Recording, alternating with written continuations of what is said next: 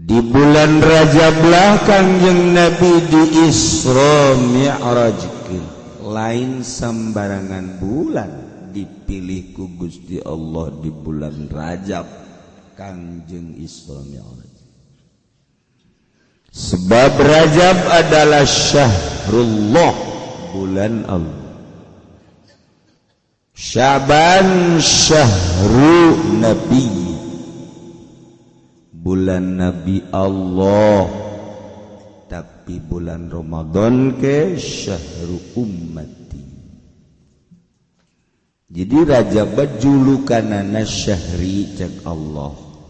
Kangjeng Nabi ngabejaan syahrullah, bulan Allah.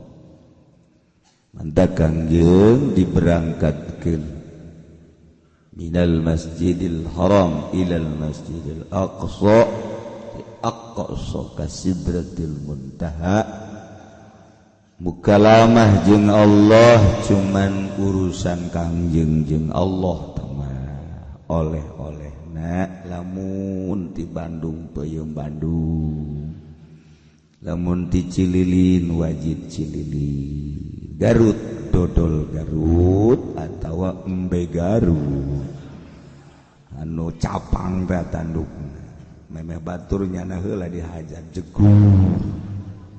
Ti Cianjur hayam pelung, lamun ti ditu ti Kedu Camani Salasih hayam hideung, lamun ti Madura Celuri oleh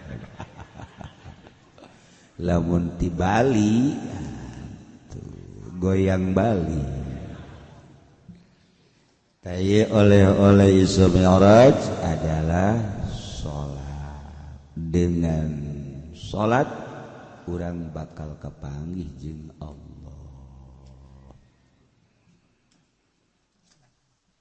Tahajud ieu di bulan Rajab naon bae cenah kiai nu kudu digawean atuh terserah ente. Dek naon ente rencana? Eueuh cenah teu boga rencana. Emang paul ente mah. Boga rencana-rencana. Deui di bulan Rajab nu paling hebat adalah hiji mun babacaan kulhu. Menangkeun sabulan Rajab 200.000 kulhu. Dibere 200 ngaheap sama. Sakubah ragag di tanggal kalapa. Ya Allah, ya Rabbi. Fokuskeun mulai Rajab. Tasbih kencengan kurang hayang nyaho coba awak wae dipajak pakai maca kulhu coba ya. Hayang nyaho coba jangan nonton bola mah kuat, nonton TV kuat. Main koprok gaplein kuat ya. Kadang-kadang main catur tim maghrib ka subuh kuat. Coba wae pakai maca kulhu, hayang nyaho coba. Menang 2 jam teh ngahep-hep. Cak pamajikan abasi sora-sorana. Coba deuleu oregana. Teu daya teu upaya. Ditanya, "Pak kunaon?" "Apa kulu?" Teu beda. Konsepna sakumaha Imam Ghazali dek digawe urusan pagawean ngara gaji nukang bas jeung sajabana sing gede dahar mantak aya bae julukan tukang ragaji madahar sing hade lain tukang ragaji bae sebenarnya ngan baheula mah tukang digawe teh ngaragaji. Bos yang madahar sakumaha tukang ragaji jadi bae kacapangan. Eta keur leutik sia dahar ku tukang ragaji bae. Useubeuna. Emang tukang ragaji useubeuna tanyakeun sia ka ditu. Tukang ragaji teh maksudna tilok seubeut-seubeut ditarik ka luhur tarik ka handap, tarik ka luhur tarik ka handap. Lain daharna ngaragajina useubeut-seubeuna. Bisa anta kolot. Tapi lamun deuk ibadah beda. Deuk ibadah mah ulah seubeuh teuing beuteuh. digawe kudu sebeuh beuteung deuk ibadah ulah sebeuh beuteung sebab cek Imam Ghazali deuk igawe nu dipetakeun adalah tanaga patali jeung awak tapi atuh awakna kudu dikuatan tapi deuk ibadah rohani ruh geus ruh batu ulah disebeuhan beuteungna ruh deuk berangkat lamun awak dek dipake ibadah roh nu main awakna dikencengan deuleuh nu mingguan bae contona anu udukna 2 piring ngajina ge hayang di luar bae neangan tihang eta dula-dele jana dinu sepi bae hayangna bebejana mah ka batur lah garandeng cenah loba jelema padahal mah lain kitu hayang tumakninah ulah aya nu ngaganggu di bulan Rajab mun wiridan kulhu geus ulah naon-naon di kulhu si nanyakeun ka di lembur aya nanyakeun nang tadi ngaji bulan Rajab bira mun babacaan naon kulhu sabaraha 200.000 mamang endek urusan aing tah mah sia nanya ka aing sia malaikat rek nyatetan aing padahal moal teh sebenarnya mah ngomong mah ngeunaheun segala malaikat segala naon lamun ibadah nu sejenna puasana teu kudu sabulan ulah sebab besi kaliru jeung Ramadan ulah jadi nu puasa sabulan mah ngan Ramadan doang ai Rajab liwatkeun ti sabulan sabulan setengah sabulan 10 poe sabulan 5 poe atau sebulan 2-3 poe liwat jadi juga tanya etika pasti di pikiran pasti jadi etika mun deuk saeutik turun tina sebulan 27 poe cak Kanjeng Nabi man shoma as-sabi'a wal 20 min Rajab sajelema nu puasa tanggal 27 Rajab kataballahu lahu shauma sittina bakal dicatat ku Gusti Allah nilaina sarua jeung puasa 60 tahun urang umur 60 tahun ku puasa Rajab berarti sapoe-sapoena urang boga nilai puasa waduh untung biasa catat di jero hate geus aing mah diliwatkeun ku aing sebab lamun ti 27 60 umur aing kan bisa-bisa 70 geus aing mah datang ka bulan Syawal aing puasa nekad aing eta karek hebat nekad eta dongkos kitu boro-boro dadang ka Syawal cenah kieu 27 bisa teu dikurangannya bisa asal ganjil namun teu 27 25 bisa teu kurang kan bisa 23 kurang bisa kan 2 hiji namun 2 hiji teu kuat lantaran kula mangojek 17 kula mah cenah ngawarung ka pasar 13 kula mah karyawan kiai sibuk 7 poe saminggu kula mah waduh cenah kiai ieu mah bisnis ngalar ngidul 3 sia 3 poe aduh kula mah tempat sehat cenah awak sapoe sia mah geus sapoe bae rebo bae geus aduh cenah kiai sapoe ge asa datang ka lohor hanya teu kuat datang ka lohor bodem kira-kira nawar keneh bae siapa bener gegedena moal puasa bae buru aduh ya Allah ya Rabbi ieu Kanjeng Nabi mempromosikeun ka umatna hiji Abeh nilai-nilai puasa Rajab kaeusikeun ka umur-umur urang. Kurang kumaha deui Kangjeng Nabi? Masyaallah. Rahmatan lil alamin. Dengan puasa 27 poe tapi nilai sarua jeung 60 tahun.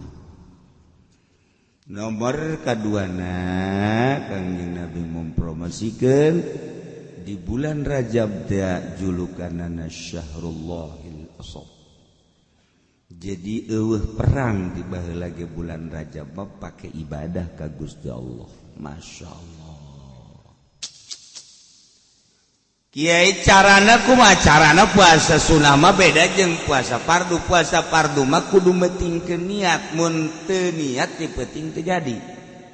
Puasa sunah mah jadi Senin, Kemis atawa Rajab. Urang geus nyaho bo teh tanggal hiji Rajab deuk puasa dia ti kuari eta mah ngazam pan lain niat kudaon malam merboreup HS hudang-hudang jam 7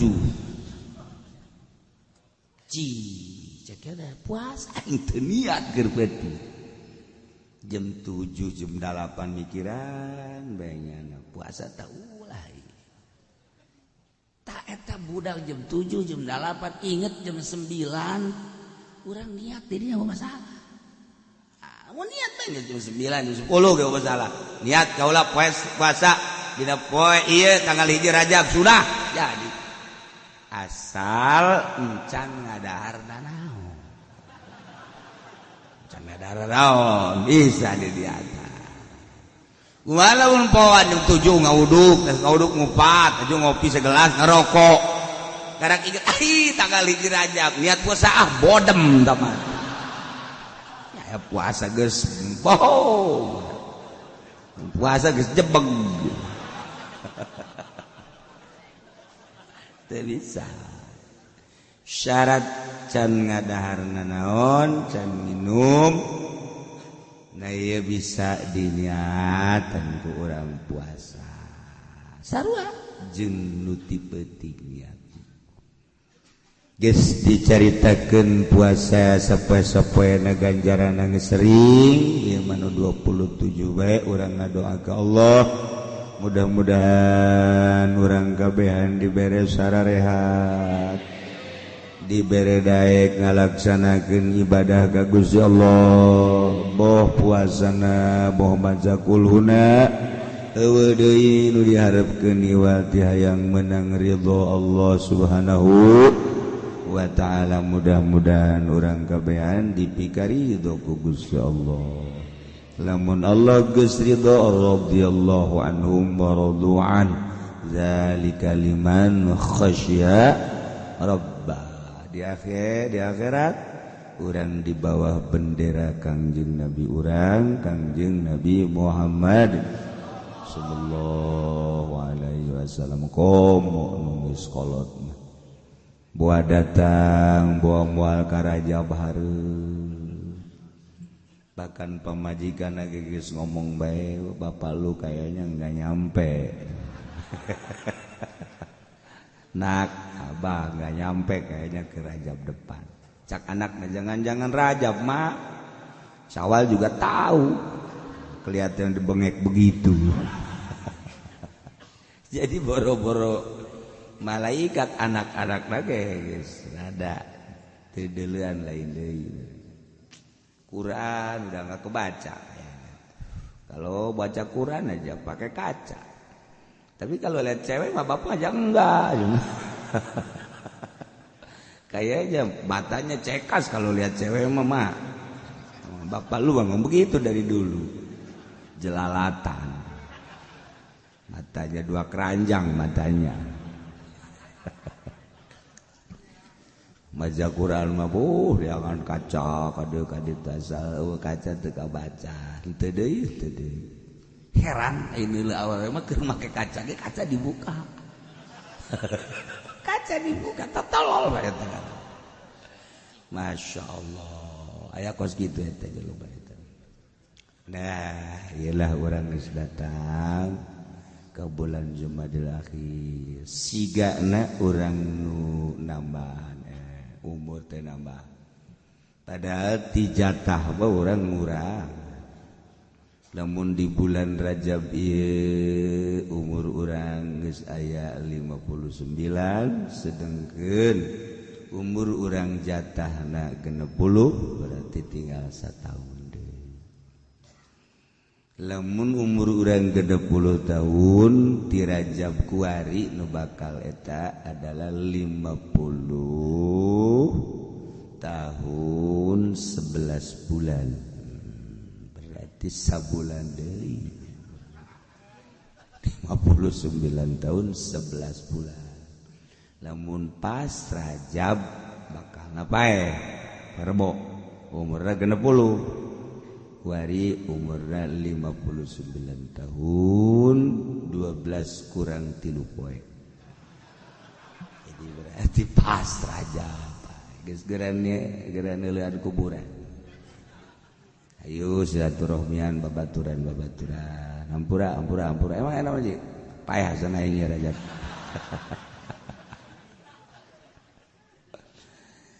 Gitulah urusan payah batu dihayang-hayang teu bisa diembung-embung teu bisa. Nu penting nama urang maot husnul khotimah mawa kalimatut thayyibah la ilaha illallah.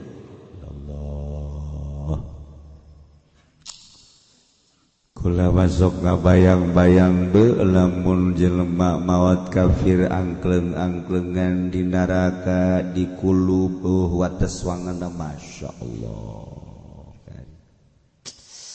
Terus harapan kana dikaluarkeun nu maot kafir bawas maot musyrik murtad munafik naudzubillah min ai kitu bah mawa iman sanajan dikulub disate dikerebek-kerebek aya harapan jaganing gitu. Tapi lamun murtad musyrik kafir munafik naudzubillah min dzalik geus dikuncian lawang neraka nyana terus harapan gogolotrokan bayangkeun coba masyaallah bantak jaddidu imanakum bila ilaha illallah perbaharui iman dengan baca la ilaha illallah unggal manta salat tilu ngabaca jang tajdid supaya iman anyar deui sebab jelema biasana resep kanu anyar. Gitulah ditahankan Nabi. Zaid garong begitu nu digarongna adalah Khalid setelah benang ku negara disidang di meja hijau di kejaksaan ternyata aya pangampura ti pihak korban. Khalid bae dibunuh ku Ki Zaid, keluarga Khalid ngampura. Kan bisa dua jalan kamari ge, bisa langsung paehan deui, bisa dihampura dengan bayar dia. Satu keluarga korban guari mengampura bila balasan pembunuhan nusok disebut kisos dengan membayar diat atau wajib ngaluarkeun harta kisosna wasaqotol kisos bunuh Ki Zaid eta keur carita kisos kan cek tadi ge wa qatlul qati' yughallabu fihi ma'nal qisas wa fi qaulin al-had. Geus lamun urusanana qisas bisa diturunkeun tina dibunuh karena bayar diat, tapi lamun had teu bisa. Mentek ketika dihukuman di sebuah negara bahwanya adalah kudu jihad itu teu bisa pakai dibayar ku harta dia teu bisa mantak wayuk kalau hadan jihad lamun memang ieu urusanna had mah had bae tergantung kumaha negara namun negarana negara Islam negara urang mah lain negara Islam negara Republik Indonesia berdasarkan hukum Pancasila KUHP. Pek bae dek kumaha ge aya aturan-aturanna ieu mah keur nyaritakeun tentang hukum Al-Qur'anul lantas di urang teh dihukuman kos kitu atuh bangga sadaya-daya nyanggakeun ka inohong-inohong anu dilaluhur nah make jeung teu tertarik kana hukum Quran tinggal kitu bae acenah menang kesepakatan bangsa atuh mangga bae ya urang mah sapira rakyat jelata teu daya teu upaya cenah kumaha lamun di hukum Al-Qur'an ditegakkeun ya alangkah bungana sebab nu bakal dibunuh nyana urang mah teu atuh korupsi teu mehan teu atuh indah oi urang mah Masya Allah indah wa indah wallahu a'lam nu bantak embung make hukum Al-Qur'an negara kasieuna korupsi potong ieu bodoh deui sieun urang rakyat teu sieun teu aja make hukum Quran non diindah aja dan tebake hukum Al-Quran atuh sabodoh ja ente-ente nu ngalaksanakeun kejadian di akhirat iya di akhirat nyana aing mah kasalorga kabeh cara kos kitu amat geus kos kitu bae teh dituna pamarentah mah mesti kana raraka heula mencari kieu mah bangun entengeun mah iya atuh geus percaya jasa ka Quran kumaha kos gitu bae. Tah, tak sing hararade hirup salamet ke diri urang. Eueuh nu nyaah ka diri urang iwati urang. Kunaon lai kabeulem ku korek api jojolotoan ai prak urang teh ngagejeburkeun maneh lolonja ka neraka jahanam. Paceda iraha lolonjan aya eta jadi lurah. Teu lolonja ka jahanam. Jadi camat jadi bupati bang geus lain lolon jadi KM nanya gubernur RI 1 batama lain KM nu boga jahanam ieu teh maksudna kumaha cenah kitu amat hati-hati si gade eueuh nu deudeuh jeung nyaah ka awak urang iwati urang tuh, masya Allah. Nah, geus urang mah dongeng-dongeng hukumna tuh lah. Dilaksanakeun teh tuh nyaho-nyaho lah. Polisi ge barang geus nyaho mah nyana ngarented-rented. Ya kos kitu cenah hukum Quran. Kok lain lagi sama hukum priwit lain lah. Hukum priwit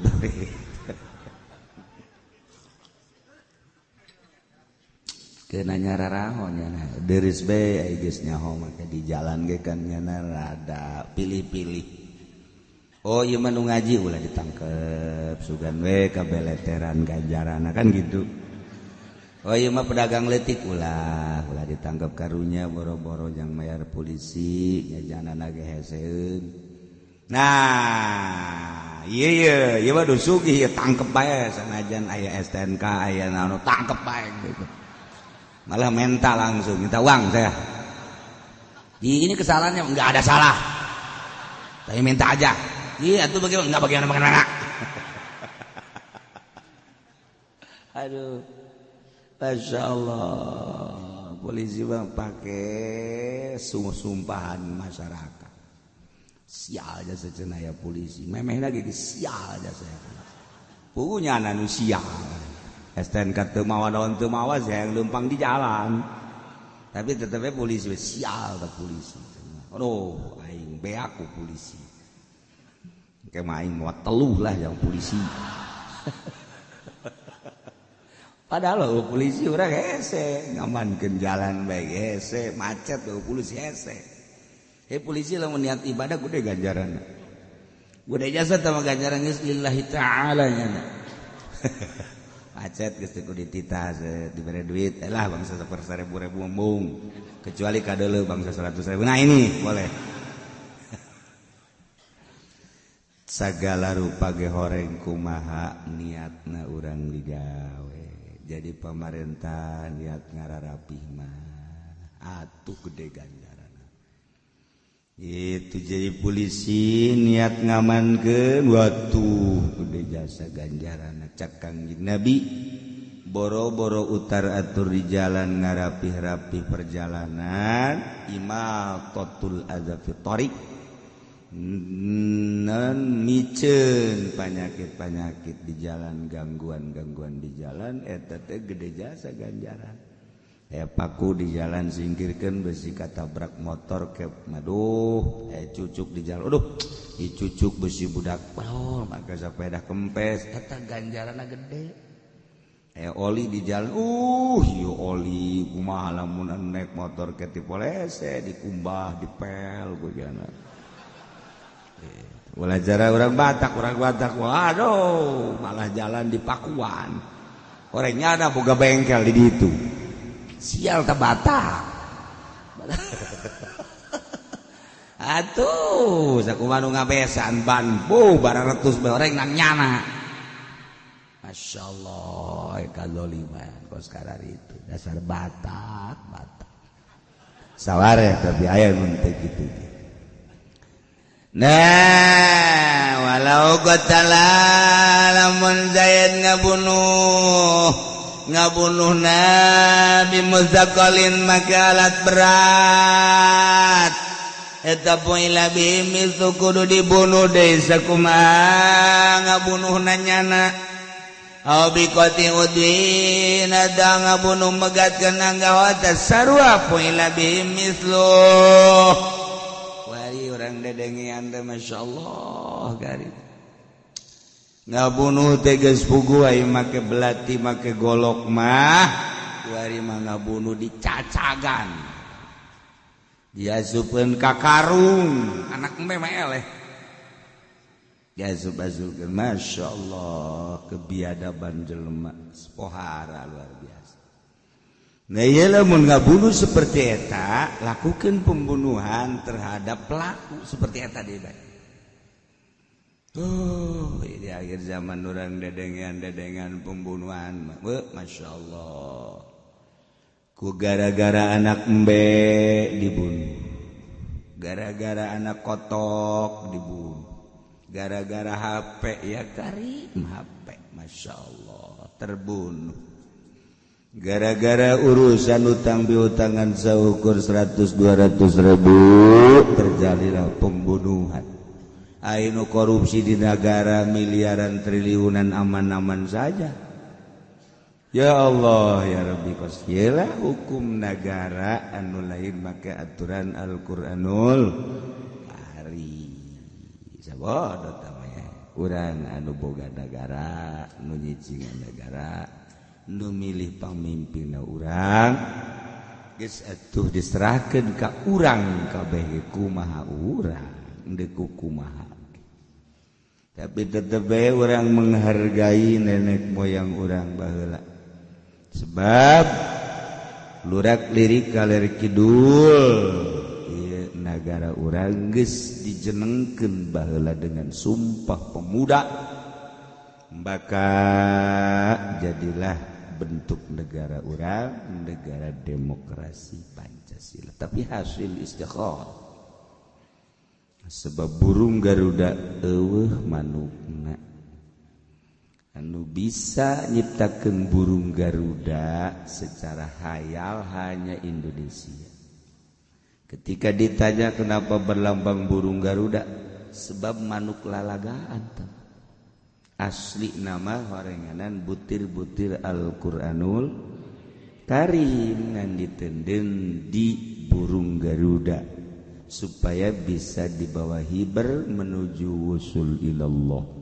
Di jerona indah ketuhanan yang Maha Esa, kemanusiaan yang adil dan beradab, dan lain-lain sebagainya. Lambang lagi di jerona pohara, lamun kurang ditaliti satu persatu.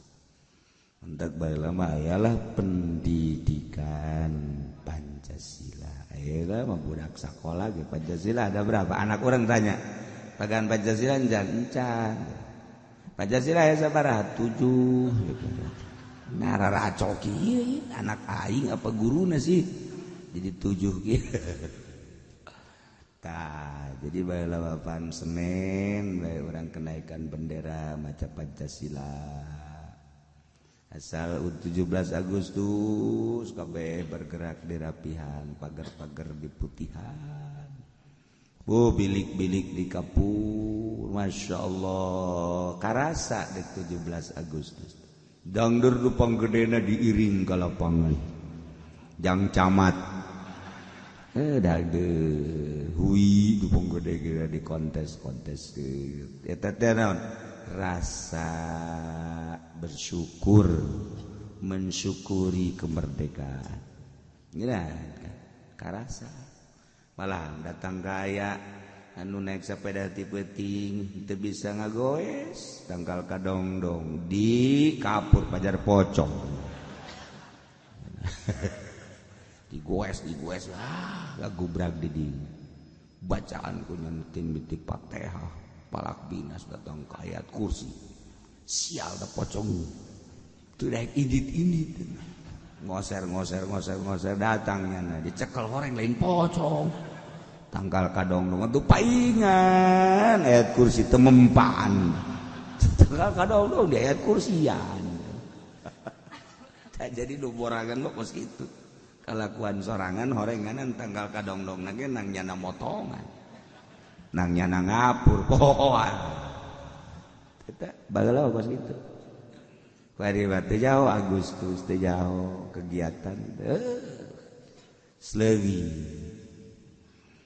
kajian ge sepentingna orang tentrem ibadah kagus jalan aya aturan-aturan hukum. Walau jara Zaid ngabacoki Khalid he kurut bacokanna nang ngemu pandamala lam yatahatam kisosun temesti turi naon kitu ngaranna di kisos bab eta mangan sakadar jarhu bayar geus watas kutu ukubatun gugurlah berbagai siksa takhusul qati'a anu tangtu si ukubat ka motong bitaubatihi utobatna qoblal qudrati ala beneh kawasa si kotina Zaid ngabunuh Khalid kemudian tinyawan aturan-aturan Al-Quranul Karim gubodo kemudian tinyaho sama sekali namun ngabunuh kudu dibunuh di tenyaho kudu disalib tenyaho potong kudu dipotong di tenyaho begitu manehna tulang telog ke pengajian orang ngabunuh-bunuh deui motong-potong deui Masya Allah tobat jaga diri setelah tobat katangkep nyana membeberkan tentang dirina sebab sirup kula adalah di lingkungan jelema barodo tur di lingkungan jelema jahat suganda mah eta mah sebagai pekerjaan bae horenganan dosa pajar kasab bae eta mah kitu teh horeng dosa wari tobat anu nyaan tobatna lamun memang setelah diteliti bebeneran tadina teh nyaho kemudian ku hari nyaho bener-bener tobat moal balik deui eta ukubat seluruhna wajib dibunuh deui wajib disalib gugur kabeh lamun memang bener la ba'daha tapi lamun sabada kudrat dan teu nyana nyahoun bahwa ngabunuh-bunuh deui aju nyana ngomong kitu bahwa nyana teu nyaho teliti heula ternyata orang ngabohong tetap bunuh deui bae potong-potong deui bae kos-kuari informasi anu tertunda urusan-urusan syariat bahkan guari mah ilmu-ilmu nun teu kudu dibukakeun ge ilmu pergaiban aya guari mah segala rupa eueuh nu tinggaleun urang nyaritakeun politik ekonomi budaya dunia internasional aya kabeh baik dibukaan di buku maupun di HP ataupun di pendidikan universitas geus ngajeblag pondok pesantren modern geus aya pesantren salaf geus aya eueuh nu teu nyaho komo di Indonesia mah negara paling unik sadunia negara paling unik Indonesia di negara batur moal aya maulidan akbar rajaban akbar moal aya tapi di Indonesia ziarah akbar aya hawal akbar aya wahara ditemenangkeun zarah ka orok-orok diajak zarah geus hese di Indonesia Allah diwahabikeun ti tahun mana melalui Muhammadiyah Persib teu bisa wari geus asup ka tubuh negara tetep bae wah ziarah rese dibiayaan triliunan supaya wahabinisasi abeh engke kristenisasi lebih gampang tetep bae hese terutama nu hese teh ieu Banten mah nyana hese aya duit dicokot aya nurut teu Banten eta karakterna teu beres urang Banten mah sasaleh kabeh ge urang Banten geus kos kitu bae urang Banten urang Jawa mah timbul ku hari Wahabi di Jawa kabeh organisasi di Jawa kabeh Syiah di Jawa di urang ngembangkeun Syiah mun ti bodem Jawara goblok sia teh akur jeung bapak aing ye tarolol sia kunaon sia segala anti usoli segala naon emang bapak salat aing mah teu salat tapi teu kitu jakeun teh padahal bapak parahannya na tetep golok sia ku aing mabur sia ka ditu awas aing mah teu aing salat tapi teresep aing geuleuh sia kos kitu orang Banten mah kos kitu salat bener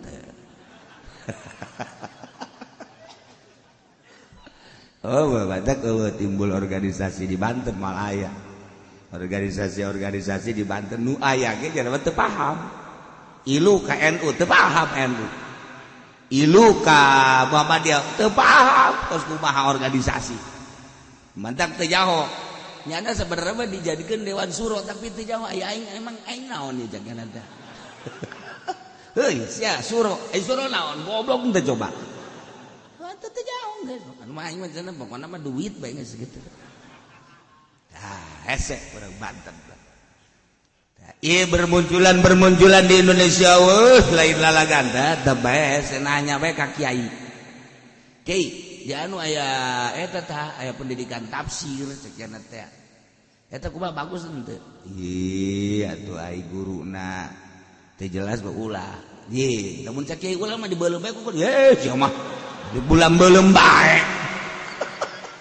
tereh jasa di urang Masya Allah eta kobok kiai dalam munditah beuleum dan sekilang sakitu bae ge hadu bae ngamuk bae kemarin mun diajakan demo kula kabehan sapasar kemis rungkat kabeh demo kabeh ka Jakarta geus urang cicingan ta istana ku urang kabeh sakitu ge diulah tetep bae marolos nah gitulah di Banten mah ku teu paham nanya bae ka hajat nanya di Wetan mana aya di Wetan deuk hajat nanya ka kieu cadu moal aya Bandung Garut Tasik deuk hajat nanya ka kieu moal tapi di urang mah nanya bae kieu deuk hajat muncak kieu ulah atuh di jaman teu henteu ya pae anu geus teu naon hujan los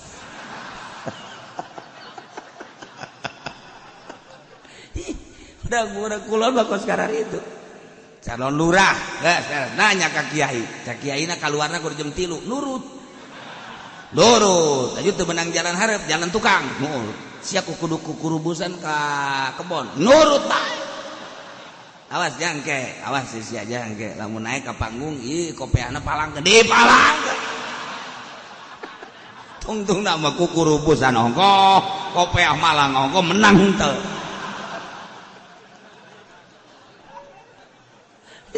jadi takut Banten rame sebenarnya. Masya Allah. Malaya di negara Batur kos di orang Malaya. Malaya mantap kurang ambil kayak gini sih orang begini amat sih orang apa bukan sih? Wala tasqutu sayrul hudud bi biladal tegugur sakabehan biha sebab tobat itu naon hadbat teu bisa gugur perkisosan jeung perkotuan bisa gugur tapi hadbat teu bisa. Faslun wallahu a'lam.